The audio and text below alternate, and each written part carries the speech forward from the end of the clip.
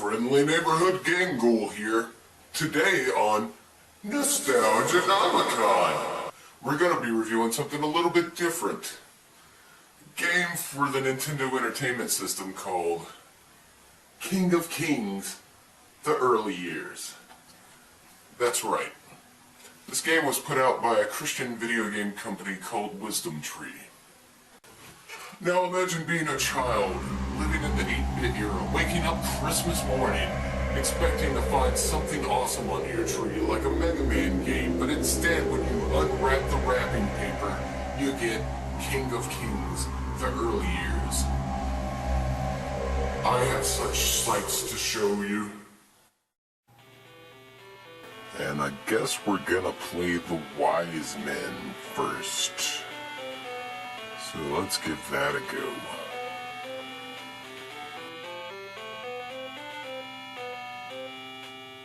So it looks like you're a wise man on this first game on Camelback.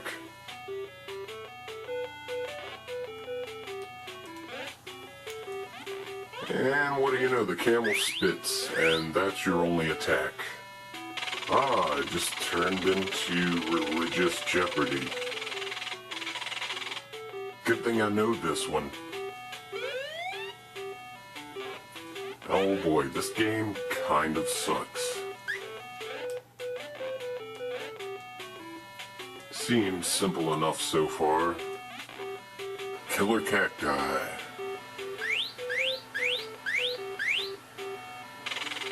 Oh, another trivia question. He said unto them, "But whom say ye that I am?" Blank answering said, "The Christ of God." I'm gonna go with Peter. And look, I'm already at the end of this level.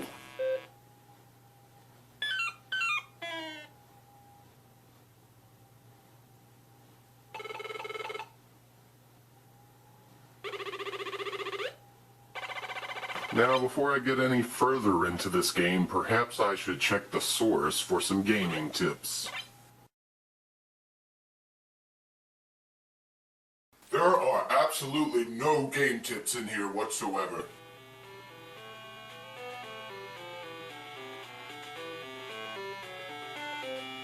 Well, anyway, on this second game, you're obviously Mary and Joseph on an ass. Yeah. An ass. Oh, that jolly old tune, "Go Tell It on the Mountain." Christ, would you go tell it on the mountain so I don't have to hear this song again? You would think being the parents of the Son of God would give you easier passage getting where you need to go, but apparently God's got a vendetta against them. And I'm dead. Father, why have you forsaken me? So we've got one more game. Yeah.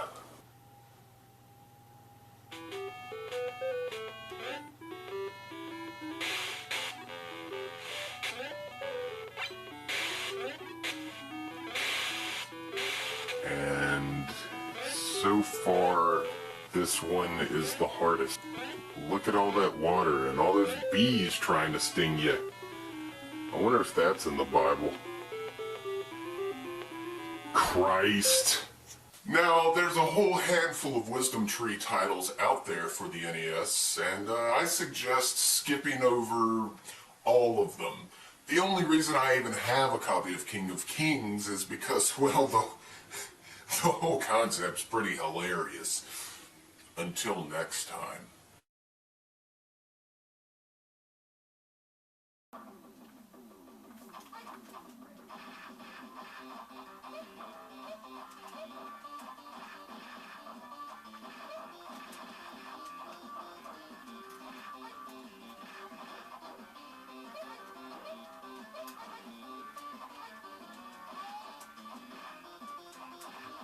Each other too. Bitch! So this is the game room.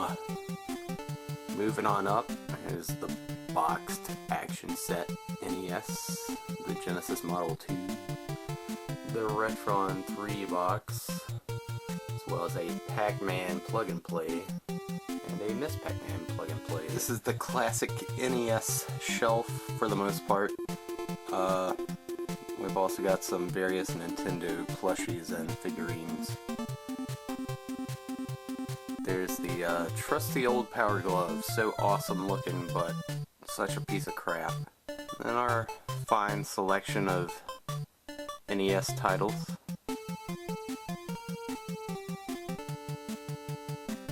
And of course some figurines. Love that Link trophy right there. This is an original concept illustration for a level for the PS1 game Skull Monkeys. And of course we have our Ninja Turtle shelf, because nothing is more awesome than the Teenage Mutant Ninja Turtles. This is primarily the Sega shelf, so we got some loose Genesis games, some Dreamcast, Sega CD, Sega Saturn. There's actually some 3DS and DS games there, not exactly retro. Some handhelds and some boxed Genesis games. And then we have, in the dark back there, our Atari titles. This is actually something some of you might know about. It's one of the infamous Atari porn titles. Bachelor Party. Ooh la la. Here's our Atari Flashback 4 next to the Neo Geo Pocket Color, the Ocean Blue. There's a Knuckles, and there's a Sega Genesis Model 4. This is where we do most of our gaming. There's the NES, of course, and the Retron 3. Never mind that Wii there. And there's our tube television with a fat PS2 and a slim PS2 above it. Some random figures and posters from Nintendo Power. Up here is our mostly 80s action figures. And then up here, of course, we have some boxed NES and Famicom games. There's the Angry Video Game Nerd. There's all of our gaming DVDs, some Game Chasers, Angry Video Game Nerds, Pat the NES Punk, and Screw Attack. There's our lovely Nintendo Treasure Box next to the N64 game case. And of course there are N64 games in there. And then in this little box, which is really made for Nintendo games, is where we keep our Famicom titles. Some great stuff in there. This is kind of dark, but this is our Super Famicom and Super Nintendo shelf. Sega Dreamcast, a Sega Saturn, and a Nintendo 64. And then separate from the game room is our PS1, PS2, and very minuscule PS3 game shelf. And under here is where we keep all of our Nintendo Power magazines. And that's about it. We'll do a more in-depth review of some of the gems in our collection in a future episode, I'm sure. So I managed to get by the flea market today, and I found a copy of Dead or Alive 2 for Sega Dreamcast for $6.99. That is bargain. But you know, it's the first game I can remember with realistic bouncing boobies. And Titties! Can you believe they had babies there? But anyway, so that's probably what we'll have going on a little later. But Daddy's got to go take a piss. I have the camera there, Randy. Leave that right there. Don't touch my Dead or Alive 2. I won't. What in the hell are you doing, son? Oh, hey guys. I mean, Good God Almighty, what the hell? yeah. How's it going?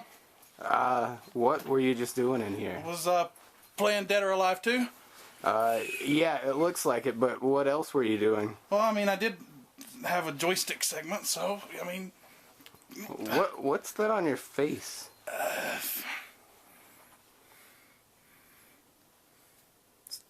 stuff. I think it's pretty obvious what it is. Salad dressing. Yeah. That's right, salad dressing. You was eating Looks salad like, for you. what is that? That's ranch, obviously. Yeah, might be Thousand Island hell. Does it taste like Is it alright? Does it taste No, good? it's- Can you believe that?